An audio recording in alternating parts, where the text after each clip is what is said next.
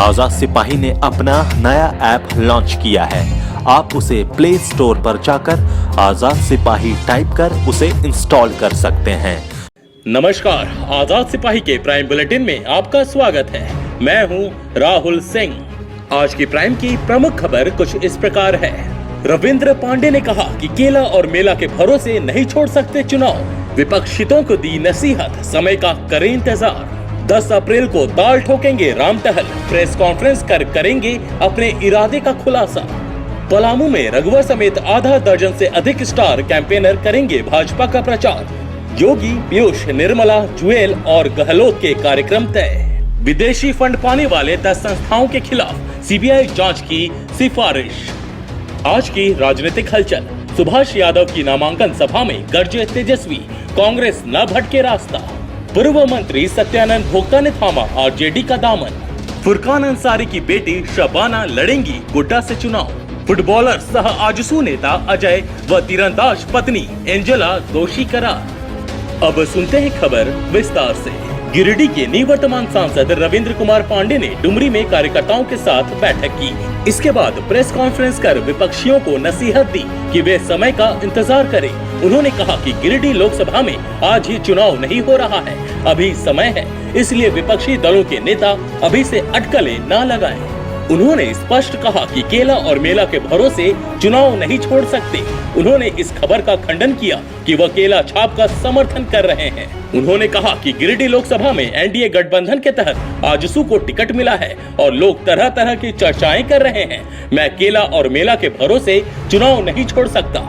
अभी वह अपने कार्यकर्ताओं और मतदाताओं के साथ बैठक कर उनकी इच्छा जान रहे हैं। उन्होंने कहा कि अभी मेरा अंतिम निर्णय लेना बाकी है।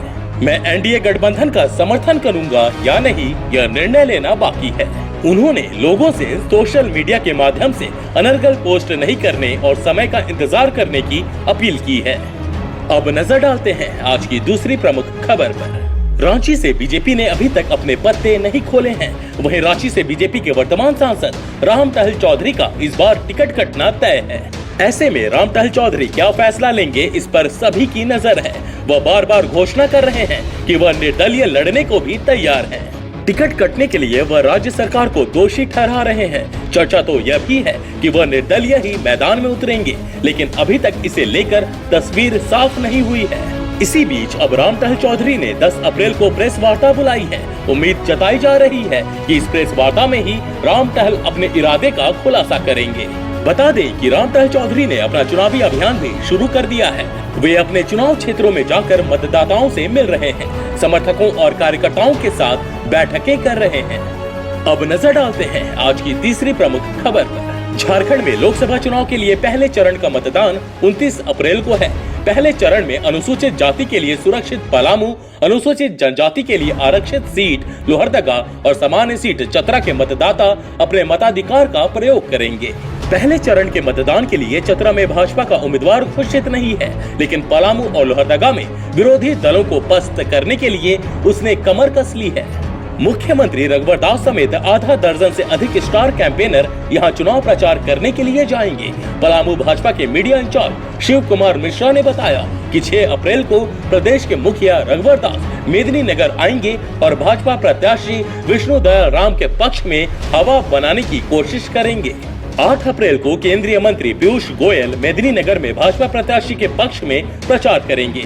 पूर्व सेना प्रमुख और केंद्रीय मंत्री जनरल वीके सिंह 16 अप्रैल को हुसैनाबाद में अपनी पार्टी के उम्मीदवार के पक्ष में प्रचार करेंगे। तो 19 अप्रैल को छतरपुर में गहलोत की सभा होगी।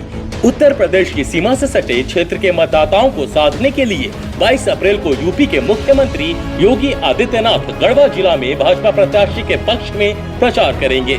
रक्षा मंत्री निर्मला सीतारमण 25 अप्रैल को विश्रामपुर पांडु में सभा करेंगी। तो 26 अप्रैल को भंडरिया में मंत्री जुएल उरांव की जनसभा होगी। अब नजर डालते हैं आज की चौथी प्रमुख खबर पर। विदेशों से फंड पाकर झारखंड में काम करने वाली 88 संस्थाओं की तीसरी जांच रिपोर्ट सीआईडी ने झारखंड के डीजीपी और गृह सचिव को सौंप दी है। इनमें सीआईडी ने झारखंड में काम कर रही 10 संस्थाओं में अनियमितता की जानकारी दी है। इस मामले को लेकर सीआईडी के तत्कालीन एडीजी अजय कुमार सिंह ने सीबीआई से जांच करवाने की अनुशंसा की है।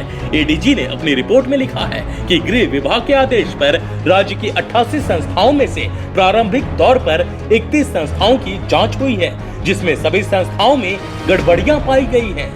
एडीजी के अनुसार इन संस्थाओं में करोड़ों रुपए के गलत लेखा संधारण, संदिग्ध संधारण, भुगतान की संदिग्ध स्थिति और सरकार को गलत सूचना दिए जाने संबंधी सबूत मिले हैं। जांच में विदेशी फंड की लेन देन विभिन्न राज्यों और अंतर्राष्ट्रीय स्तर पर किए जाने के मामले सामने आए हैं। अनुशंसा में यह भी लिखा गया है कि 1 करोड़ से अधिक की अनियमितता की जांच का अधिकार सीबीआई को प्राप्त है। सीआईडी ने Don Bosco youth Catholic health association, tribal community Bosco technical brothers of saint Gravel education society, Matrichhaya society of Ranchi Franciscan brothers and medical sisters of saint Francis association के खिलाफ सीबीआई जांच की सिफारिश की है। अब नजर डालते हैं आज की राजनीतिक हलचल पर। सुभाष यादव की नामांकन सभा में गरजे तेजस्वी, कांग्रेस न भटके रास्ता। सुभाष यादव के नामांकन के दौरान बिहार राजद के नेता भोला सिंह, झारखंड राजद के पदाधिकारी और सैकड़ों की संख्या में राजद कार्यकर्ता मौजूद रहे। नामांकन के बाद दोपहर 2 बजे जवाहरलाल नेहरू स्टेडियम में विशाल आम सभा का आयोजन हुआ, जिसमें बिहार प्रतिपक्ष नेता तेजस्वी समेत कई नेता शामिल हुए। नामांकन के बाद राजद प्रत्याशी ने दावा किया कि क्षेत्र की जनता ने ही गठबंधन कर लिया है और उनकी जीत पक्की है। उनके मुकाबले के लिए बीजेपी को योद्धा नहीं मिल रहा है। वहीं तेजस्वी यादव ने कहा कि कांग्रेस रास्ता ना भटके, हम सब मिलकर चतरा का चुनाव लड़े और आरएसएस और भाजपा को उखाड़ फेंके। उन्होंने कहा कि आज लालू यादव बाहर होते तो चुनाव का नजारा कुछ और होता। इससे पहले सुभाष यादव का नामांकन जुलूस पूरे धूमधाम से निकला। उनके समर्थक बड़ी संख्या में ऊंट और भैंस लेकर पहुंचे थे। पूर्व मंत्री सत्यानंद भोक्ता ने थामा आरजेडी का दामन। पूर्व मंत्री और जेवीएम नेता सत्यानंद भोक्ता ने चतरा में आरजेडी का दामन थाम लिया। कहा कि चतरा लोकसभा में शामिल 5 विधानसभा से राजद की जीत होगी। राजद प्रत्याशी सुभाष यादव के नामांकन के बाद आयोजित सभा में तेजस्वी यादव ने भोक्ता को आरजेडी में शामिल कराया। फुरकान अंसारी की बेटी शबाना लड़ेंगी गोड्डा से चुनाव। कांग्रेस के पूर्व सांसद फुरकान अंसारी की पुत्री शबाना अब महागठबंधन की मुश्किलें बढ़ाएंगी। उन्होंने गोड्डा लोकसभा सीट से चुनाव लड़ने का निर्णय लिया है। उन्होंने इसकी घोषणा भी कर दी है। उन्होंने कहा कि वह पिता को टिकट नहीं दिए जाने से विचलित थी।